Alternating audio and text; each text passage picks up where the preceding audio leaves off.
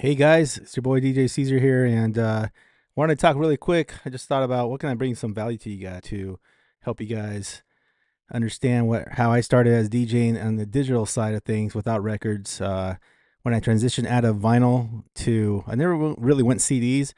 I went Final Scratch Live, which was in Linux.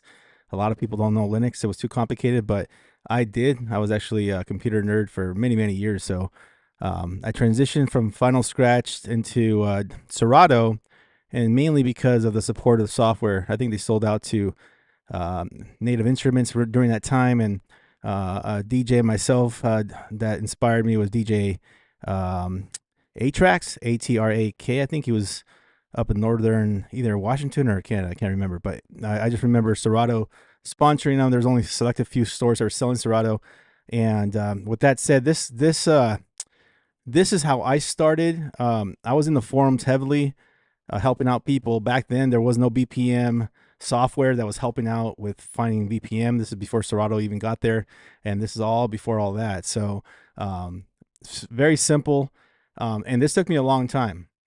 So uh, managing your music is no easy task. It took me months and months, but get started in this habit, and this is why I did it. Back then, data wasn't so cheap. Now it's cheap or cheaper, but I was always kind of cognizant of my data that was going through. So I created folders, and so this folder here is a '70s folder. This one here is an '80s folder, and I would put all my top '80s in here. And I'm gonna skip some of these because I didn't really get to these until later into 2009. So we're talking about early 2000s. The C-Zer CD collection. When you put a bang right there, or what do you call that? Apostrophe, not apostrophe. What do you call it? Jeez, can't even think right now. That basically pushes your folders to the very top of the list when you're doing alphabetical. And I have in here like CDs I converted to MP3. So these are stuff I grew up with, So I've been collecting for quite a long time. I had some house CDs in here, another bad creation. I was part of like whatever those CD pools were, those CD uh, mailers type of thing. And so that's what this collection is about. And the reason I separated these here is because as years started coming, I would start separating by years. So I'm going to skip down to A2D. A2D was a record pool that my buddy Mike and I were a part of, that we built for our superradiomix.com DJs. And I was basically tagging, doing a lot of the work of cleaning up the tags because they're pretty dirty. And so that started back in '05, as you can see, and we ran it pretty much to about 2010. I think is when it was pretty heavy. So for about 5 years, I was pretty heavily into organizing, and there was lots of music for those years that we would compile. And that's what this A2D is about. But for yourself, if you're building a library, the reason I say break into folders and of genres is because it's a lot easier to move stuff out when you're not going to use it for a party. If you're limited on space, you can use like alternative music here, ballads, Billboard top USA singles. This is one of my favorite folders. I have everything from the '40s all the way to 2000s.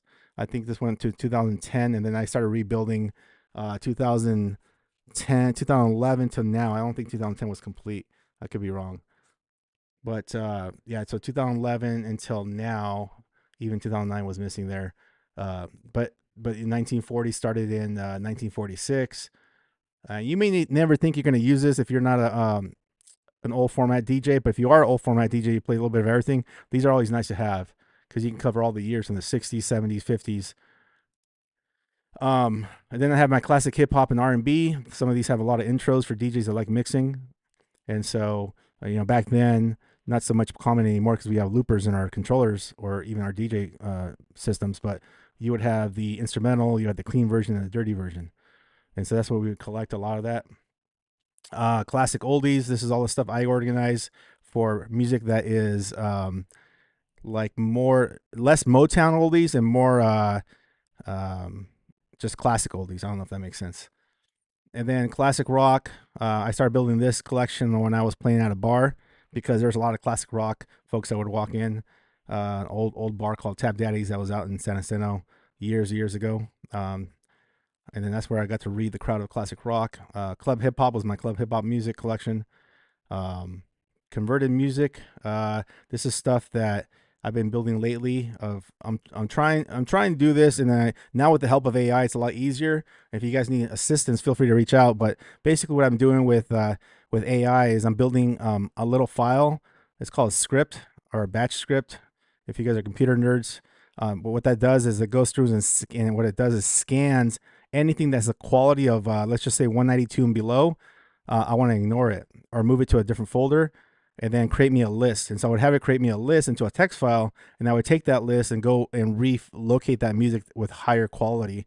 Um, I'm trying to keep everything at 320 now, but back then I wasn't so picky, and so it really just depends where you're at in your collection. Country music, of course, I started building country music years ago. So I have a folder for country. The club must-haves, these were like AV8s. Some of you guys that are old school DJs know what AV8s are. Blends. They didn't have many a big collection there. I have party breaks. These were party rockers. Basically, gets the crowd hype. Um, Disco folder. There's a disco folder there. DJ C-Zer samples are a folder that I created for um, when I was doing a lot of radio. I would have either one of the voiceover guys help me out here, or I'll just do it myself. Or I have like this one girl that I used to be tight with. She had a show, and she would make me when she would interview artists. Like I have some from like drops from different artists. I'm trying to think of some of the artists I have. I don't know if I have it on this folder here, but like there's like Ice Cube was in one of them, Lloyd Banks, and et cetera, et cetera. So she would like interview these guys, these hip hop artists, and I would get like drops. So it's pretty cool. Um, and maybe it's here's some more drops here. So these were yeah. So I had one from uh Alexis and Fido, which is like a reggaeton group. Um, to the Groove was a radio drop there for me. I think that was like a freestyle group. I was part of a radio station there in New York. There's a Daddy Yankee one. My cousin Deli, he has like a little rap that he did for me. That one's kind of cool. Et cetera, et cetera. So there's yeah, DJ 81. If you guys know who he is, I haven't talked to him in a while, but I think he was a Latino radio station out there in LA. DJ K Slay, Eavesdrop, Ice Cube. There's the Ice Cube drop. There's Johnny O. Johnny O was cool. Like, yeah, I actually have a signed autograph from him. I got to interview him. Um, Nick Cannon. Nick Cannon's in there. So some pretty cool stuff. Paul Wall. I mean, yeah, a lot of this stuff was like mid 2000s when I was doing a lot of radio. Freestyle. You gotta have your freestyle folder. This is one of the ones I've been cleaning up and looking for the higher quality. So a lot of this stuff is 320s now. Um, Heavenly Music. I rarely play this, but I used to play this with my kids for like sleeping. So all this is networked on my server at home, and I'm able to pull this stuff locally to any device. So that's why I keep these folders in here. And if you guys know Deep Forest or Braveheart soundtrack, this is all chill music, Art of Noise. It's more like ambient. Enigma. Listen to a lot of Enigma, a lot of Enya, and etc. So that kind of style music. Hip hop folder, house folder, jazz, uh, Jewish music for Jewish weddings I've done, or even bar mitzvahs. A little bit of jungle, not much jungle actually. I don't really play too much jungle. Kid songs. I have all the kids songs that I play for like kids parties. Um, Mashups. If you guys are into mashups, Miami bass music. A lot of Magic Mike, but that wasn't. You can see my folder is pretty small here. I don't really play too much Miami bass anymore. Modern rock. Um, didn't really build this one too much. Motown oldies. So this is the difference between classic oldies and Motown. Motown was more African American style music, right? Like Barbara Lewis, Al Green, that kind of stuff. Music folder here is. I'm not sure why this one was created. Sometimes I get doubles in there. New Banda. Start building that one up for lately, and that's for Spanish stuff. That one should be actually in my Spanish folder. Old school, oldies, pop music, quinceañera music. These were like the hits from quinceañeras. R&B.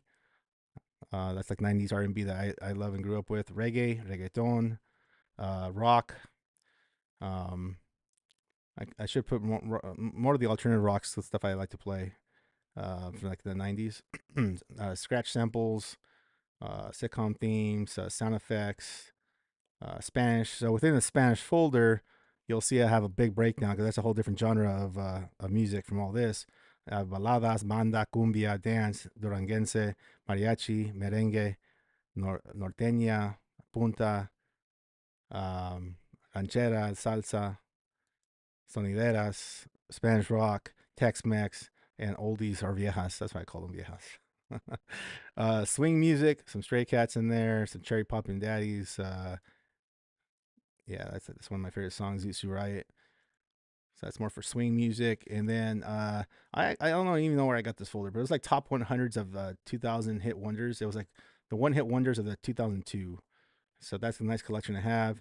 And then Vinyl Squad was like another group of DJs that made music. Um, and then we have wedding music. So I got a lot of wedding music that I play for like dollar dances. The Wicked remixes. If you guys don't know what those are, they're basically like hype intro remixes of music. Kind of a mix of everything. And then Christmas music. So as you can see, I mean, all this took me in the beginning, took me like 3 months. I would just look at a folder and I say, okay, this one belongs there, drag it there. I mean, it took me forever, right? But I think if you organize your music the right way, um, you can always move stuff out that you're not going to use and not fill up your hard drive. My new thing now is I'm trying to take a lot of this music, building lists out of them, and then trying to pull them into videos, so MP4. So replace a lot of the MP3s with MP4s because you can still play the music with MP4s, and even though you're not going to do video, but also if you're going to do video, you can mix in MP4s, and so that's something I've been building, and that's a whole different ball of wax. But I hope this video helped you out and how I organize my music. Again, I still have to come back in here and move a lot of this stuff because this stuff is all into different years. So every year that would happen, I would just the stuff that was missing, I would add it for that year. And so that all that happened right around 09, 2011 when I stopped the record pool back then. So um, yeah, so my record pool was a little bit different. It would be an FTP. It would be like you can pull it down in big chunks of music instead of doing one at a time, which I hate. But at the same time, when you do one at a time, it's nice to only grab what you're actually going to use. Um, I don't think there's a fast way of doing things. I know there's a company out there called crate crate cleaner upper or crate, I don't know what do you call it, but I've been advertised it. I don't trust software like that. I like doing my own stuff. So if you guys have any questions, any additional questions, I'd be happy to answer them for you. I gotta run out the door. I just want to this has been on my heart and my mind. I want to share it with you guys, these nuggets, and hopefully these help you